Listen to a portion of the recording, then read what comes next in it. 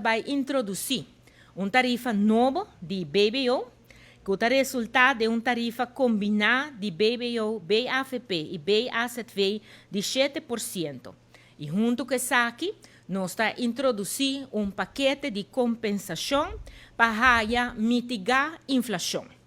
Também tem repartição justa de entrada e aumento de cumprimento de imposto, pois é parte de compliance.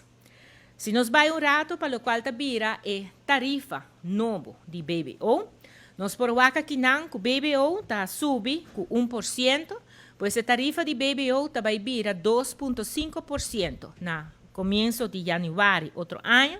E BAVP está queda 1,5% e BAZV está queda 3%. Essa aqui está virando uma tarifa combinada, total de 7%.